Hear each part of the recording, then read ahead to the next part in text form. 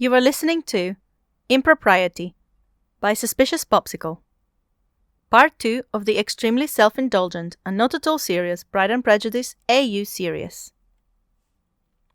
Jiang Yanli was sitting in the parlor, taking in the hem of one of her mother's old gowns so that it would fit her own smaller frame, when her younger brothers came pounding down the hall. They were moving so quickly that their boots skidded on the floor as they took the sharp turn into the room, and a brief scuffle broke out as Wei Wuxian tried to duck beneath Jiang Cheng's arm in order to reach her first. They were both speckled with grass and dirt, attesting to the fact that they had come rushing in directly from outside. Ah Cheng, Ah Xian, what? Li Jie! Wei Wuxian rushed to her side, taking her sewing kit out of her hands and setting it aside before drawing her to her feet. He was grinning, eyes alight with mischief. Quickly! No time to lose! Before she could even get a word out, he was handing her over to Jiang Cheng, and they were ushering toward the door. Wait! Caught in Wei Wuxian's puckish mood, she laughed even as she tried to slow her steps. What is going on? It's that peacock! Jiang Cheng grumbled at the same time that Wei Wuxian said, We want to play hide and seek with you! They froze and stared at each other for a moment. Then, simultaneously, Can't you come up with a better lie? Why would you tell her? Tell me what? What peacock? You don't mean... Jin Zishuan, Jiang Cheng confirmed, scowling. We saw him and Lan Wangji on the road heading this way. Yes, Wei Wuxian put in, moving back to the divan she had been sitting on. So you should go take a nice long walk around the grounds with Jiang Cheng right now. Jiang Cheng grounded on him. What? Why just me? Rather than answer his question, Wei Wuxian lifted the hand-me-down gown with a grin that practically guaranteed to bring down Madame Yu's wrath. Li Jie, you only just started cutting this down, right? Yes, but... Good. You two run. He stripped off his coat and began tugging at the knot of his cravat. I'll provide a distraction. A maid showed Jin Zishuan and Lan Wangji into the parlor where Jiang Yanli sat, took one look at the figure in the high-backed chair facing away from the door, and blanched. Lan Wangji caught the reaction, wondering over it as the maid hurriedly announced them and excused herself. It wasn't until he took a closer look at the maid and Jiang that he understood. Although it wasn't an illusion that could have lasted under even the slightest scrutiny, Jin Zishuan hadn't noticed. He was studying the room, a faint expression of distaste on his face. Lan Wangji couldn't exactly blame him for being unhappy. He was unwillingly engaged to the only daughter of the Jiang family after all, an engagement his mother was dead set on seeing to fruition, no matter her son's feelings on the situation. To that end, when the Lan family had taken the manor near to the Jiang's Lotus Pier home, Jin Zishuan had found himself practically forced into the party that would be occupying the house during the social season. Unfortunately, his pride had gotten the better of him at the very first local ball that they had attended the previous week, and he had insulted his fiancée in front of half the country's elite. Normally, Lan Wangji wouldn't have cared. Such a thing was no business of his after all. However, in insulting Jiang Yanli, Jin Zishuan had earned instant enmity of her two brothers, one of which Lan Wangji was afraid he was hopelessly in love with. As Jin Zishuan stood stiff-backed, putting off the moment where he would inevitably have to apologize, his mother had gotten wind of his behavior and immediately demanding that he do so, Lan Wangji gazed at the person sitting silently in the chair. They wore a gown of pale lavender embroidered with golden leaves. Their dark hair was piled up into a bun, but unlike Maiden Jiang's neat braids from the ball, this looked far more hastily done up, with locks falling loose to curl becomingly against the pale skin of their neck. Clearly, they were buying time. Even more clearly, Jin Zishuan was in no hurry to admit to having been in the wrong. Lan Wangji waited, content with being patient, as every moment added to the delay would hopefully be another point in his favor, so far as Wei Wuxian was concerned. Besides, the state of Jin Zishuan's engagement really was none of his business after all. He had come along solely for the chance to see his beloved, Granted that wish, even with Wei Wuxian in such an absurd costume, he was happy enough to wait.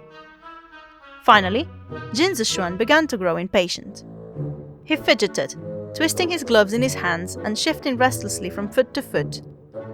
He cleared his throat, and when even that failed to earn a reaction, his lip curled as his temper rose. He had yet to do more than glance momentarily in their host's direction. Have manners so entirely deserted the Jiang household that we are to be ignored entirely? He finally demanded.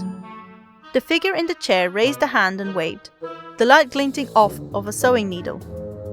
They said nothing. Fine, Jin Zishuan huffed. I acknowledge that my behavior at the ball was less than gentlemanly. Perhaps I deserve some small amount of censure for it, but this is taking it much too far. If you won't even speak to me, how are we to… He was cut off as Madame Yu entered the room, still dressed for riding. She was unwinding her scarf from around her head as she spoke. Master Lan, Master Jin, I am…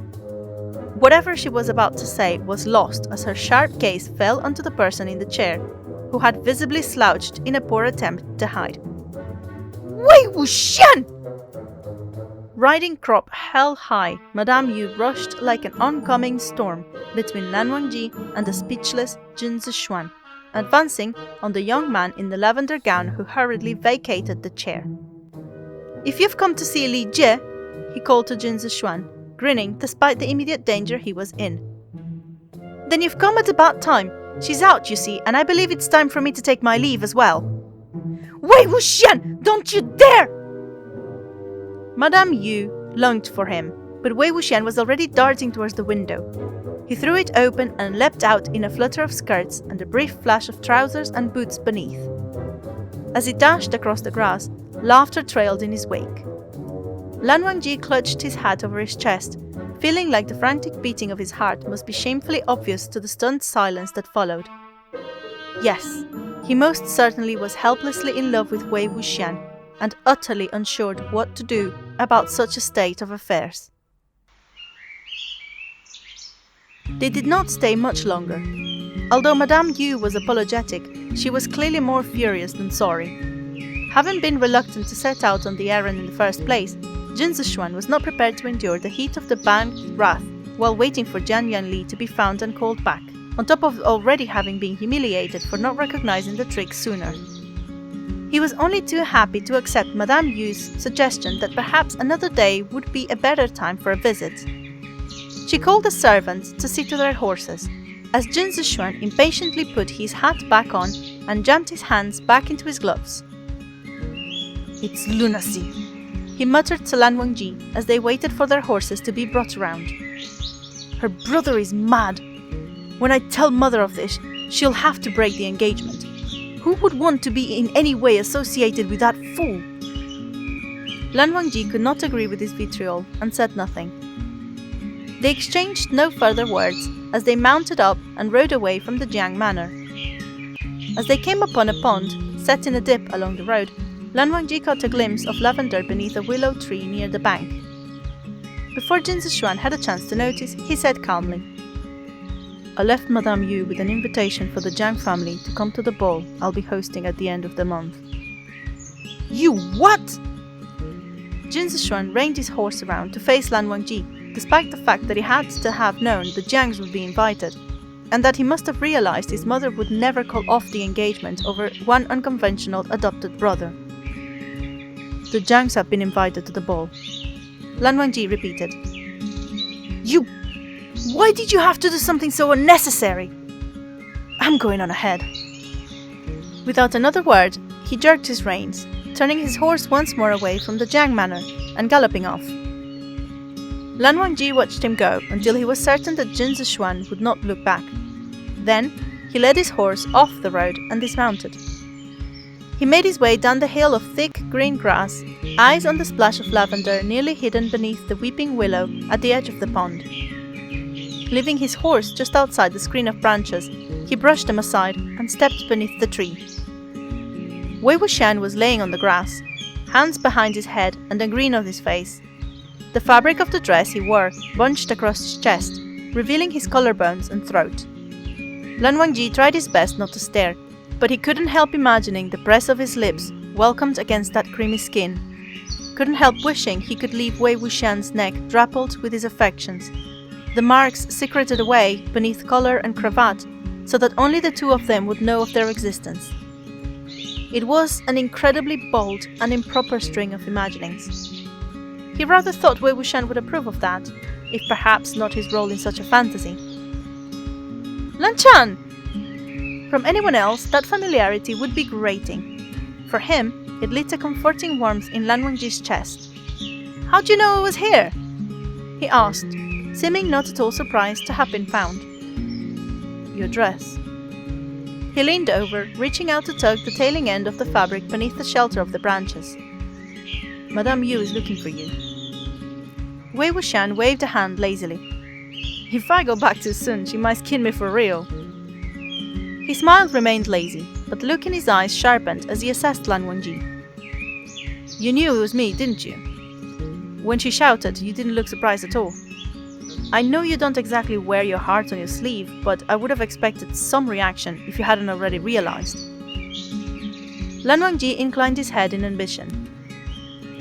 "Why keep quiet? Were you that bothered by my shamelessness?"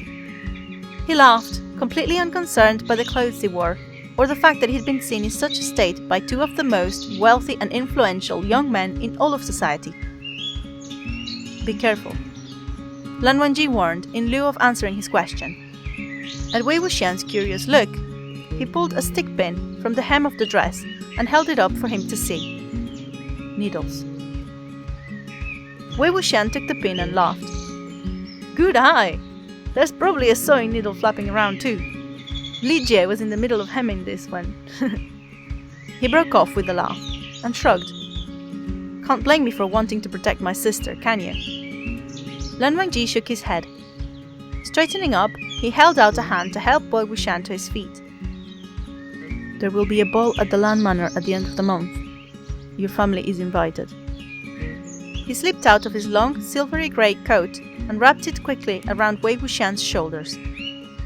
"Be sure not to catch a cold if you want to be able to protect your sister."